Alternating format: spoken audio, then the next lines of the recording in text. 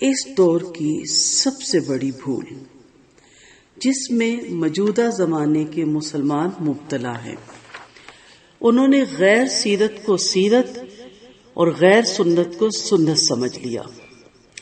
آپ صلی اللہ علیہ وسلم کو رسول ماننے کا واحد مطلب یہ ہے کہ آپ کو قابل اتباع اور آپ کی زندگی کو نمونہ سمجھا جائے۔ الفاظ کے میدان میں جوش و خروش دکھانے سے آپ صلی اللہ علیہ وسلم پر ایمان کا حق ادا نہیں ہوتا۔ ایک روایت حدیث کی مختلف کتابوں میں الفاظ کے ساتھ تھوڑے تھوڑے فرق کے ساتھ آئی ہے۔ اس کا ایک حصہ یہ ہے، مسلمانوں میں سے ایک شخص اور یہودیوں میں سے ایک شخص مدینہ میں آپس میں الجھ پڑے۔ مسلمانوں نے کہا کہ اس ذات کی قسم جس نے محمد صلی اللہ علیہ وسلم کو تمام دنیا والوں پر برگزیدہ کیا۔ یہودی نے کہا اس ذات کی قسم جس نے موسیٰ علیہ السلام کو تمام دنیا والوں پر برگزیدہ کیا۔ بس اس وقت مسلمان نے اپنا ہاتھ اٹھایا اور یہودی کے چہرے پہ دے مارا۔ وہ یہودی آپ صلی اللہ علیہ وسلم کے پاس گیا اور اس معاملے کو آپ کے سامنے پیش کیا جو اس کے اور مسلمان کے درمیان پیش آیا تھا۔ یہ سن کر آپ صلی اللہ علیہ وسلم غضبناک ہو گئے، یہاں تک کہ غصہ آپ کے چہرے پر ظاہر ہو گیا۔ پھر آپ صلی اللہ علیہ وسلم نے فرمایا کہ اللہ کے رسولوں کو ایک دوسرے سے افضل نہ ٹھہراؤ۔ یاد رکھیے کسی رسول کا جو مرتبہ اور مقام ہے اس کا تعلق اللہ تعالیٰ سے ہے، اس کا تعلق ہم سے نہیں۔ ہمارے ذمہ جو کام ہے وہ یہ نہیں ہے کہ ہم ایک رسول کی فضیلت دوسرے رسولوں پر ثابت کریں اور پھر اس پر دوسروں کے درمیان فخر کریں۔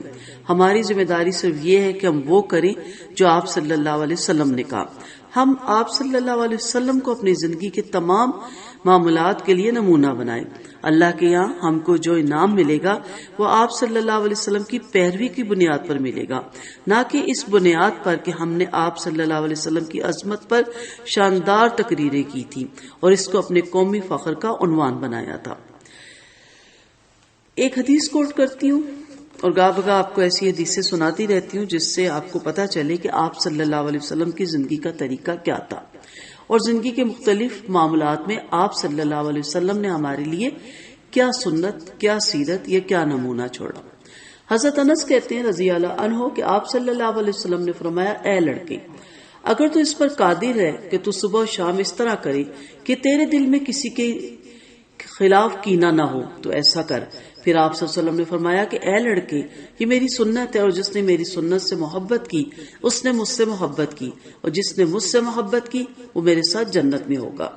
آپ صلی اللہ علیہ وسلم کا تعلق صرف کپڑے پہننے، بال سنوارنے اور مسواک جیسی چیزوں سے نہیں ہے، بلکہ ایک آدمی کی زندگی کے پورے رویے سے ہے۔ لوگوں کے درمیان آپ کیسے رہیں اس کے بارے میں سنت رسول صلی اللہ علیہ وسلم یہ ہے کہ آپ کا دل لوگوں کے بارے میں برے جذبات سے پاک ہو۔ جب بھی ایک آدمی دوسرے آدمیوں کے درمیان رہتا ہے تو طرح طرح کے باہمی معاملات پیش آتے ہیں۔ اس کی وجہ سے بار بار ایسا ہوتا ہے کہ ایک شخص کو دوسرے کے خلاف رنجش اور شکایت پیدا ہو جاتی ہے۔ ایسا ہونا فطری ہے، مگر اللہ کے رسول کی سنت یہ ہے کہ ایسے جذبات کو دل میں ٹھہرانے نہ دیا جائے بلکہ انہیں باہر نکال دیا جائے۔ شکایتوں کو نظر انداز کرنا، رنجشوں کو بھول جانا، غلطیوں کو معاف کر دینا، تکلیف کو اپنے اوپر سہ جانا بجائے اس کے کہ اس کو دوسرے کے اوپر ڈالا جائے، یہ پیغمبر صلی اللہ علیہ وسلم کا طریقہ نہیں ہے۔ اور جنت انہی لوگوں کے لیے جو پیغمبر کے طریقوں کو اختیار کریں۔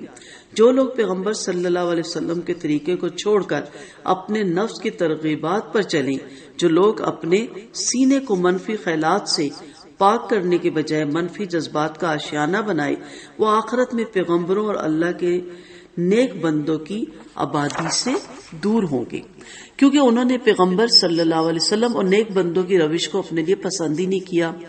آپ صلی اللہ علیہ وسلم کے طریقے میں کامیابی یقینی ہے۔ آپ صلی اللہ علیہ وسلم کا فرمان ہے، تم اپنے دشمنوں پر اس وقت تک غالب رہو گے جب تک کہ میری سنت کو پکڑے رہو گے، اور جب تم میری سنت سے نکل جاؤ گے تو اللہ تمہارے اوپر ایسوں کو مسلط کر دے گا جو نہ تم سے ڈریں گے اور نہ تم پر رحم کریں گے، یہاں تک کہ میری سنت کی طرف تم لوٹ آؤ گے۔ آپ صلی اللہ علیہ وسلم نے جو دین چھوڑا اس میں کوئی کمی نہیں ہے جس کو کوئی پیدا کرے، اس میں کوئی زیادتی نہیں ہے جس کو کوئی اس سے دور کر دے۔ یعنی کوئی نیا دین اس میں نہیں آ سکتا.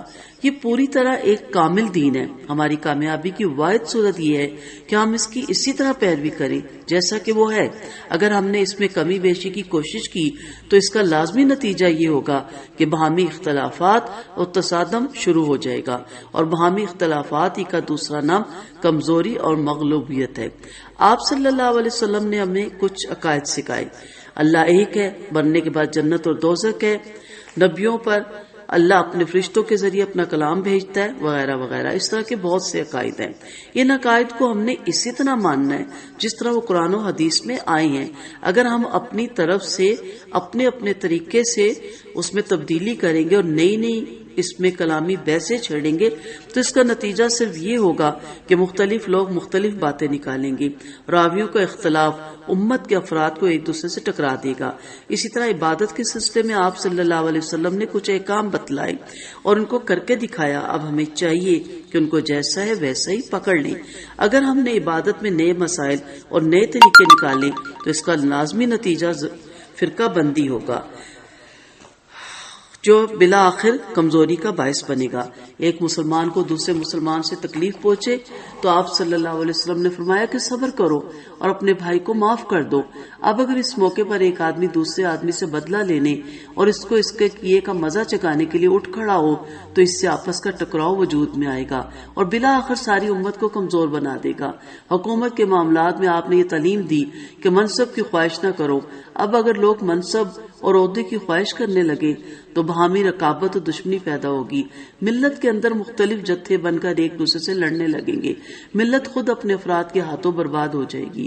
آپ صلی اللہ علیہ وسلم نے یہ تعلیم دی کہ دنیا کو غیر اہم سمجھو اور ساری توجہ آخرت کی طرف لگاؤ. اب اگر اس وقت امت کے لوگ دنیا کی چیزوں کو اپنا مقصود سمجھ لیں تو ایک چیز کی کئی امیدوار بنیں گے اور اس کے اصول کے لیے باہم لڑائی شروع ہو جائے گی.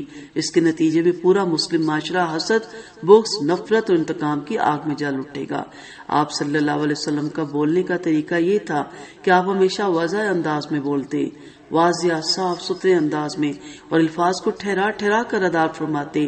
آپ صلی اللہ علیہ وسلم کی اہلیہ محترمہ حضرت عائشہ رضی اللہ عنہا نے بعد کے زمانے کے لوگوں سے فرمایا، آپ صلی اللہ علیہ وسلم تم لوگوں کی طرح تیز تیز نہیں بولتے تھے، بلکہ آپ کے کلام میں فصل ہوتا تھا، آپ کے پاس بیٹھا ہوا آدمی اس کو یاد کر لیتا. اسی طرح الفاظ کے ساتھ ایک اور روایت آتی ہے.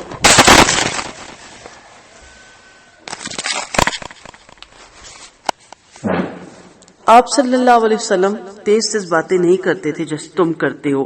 آپ صلی اللہ علیہ وسلم اس طرح باتیں کرتے تھے کہ اگر گننے والا گنے تو اس کو گن سکے.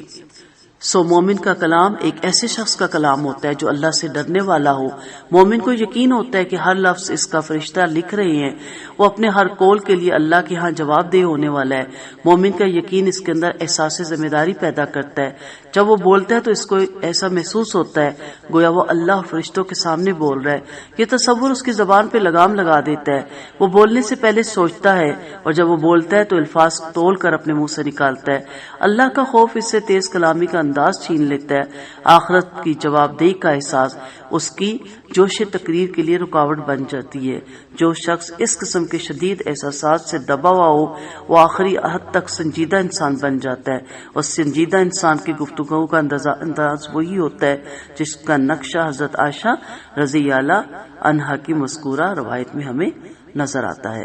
اللہ تعالی ہم سب کو توفیق دے کہ ہم سنت رسول کو فالو کر سکیں اور آپ صلی اللہ علیہ سیرت کو اپنا سکیں صلی اللہ علیہ وسلم کی، اور ہمیں اللہ تعالی نبی کریم صلی اللہ علیہ وسلم کی اخلاق حسنہ کی بھی ہمیں بھی عطا کرے اور ہمیں ان لوگوں میں شامل کرے جو آپ صلی اللہ علیہ وسلم کے ہاتھ سے حوض کوثر کا پانی پیئیں گے.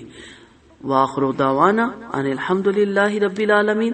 سبحانک اللہم و بحمدک نشہد ان لا الہ الا انت نستغفرک و نتوب الیک. السلام علیکم ورحمۃ اللہ وبرکاتہ.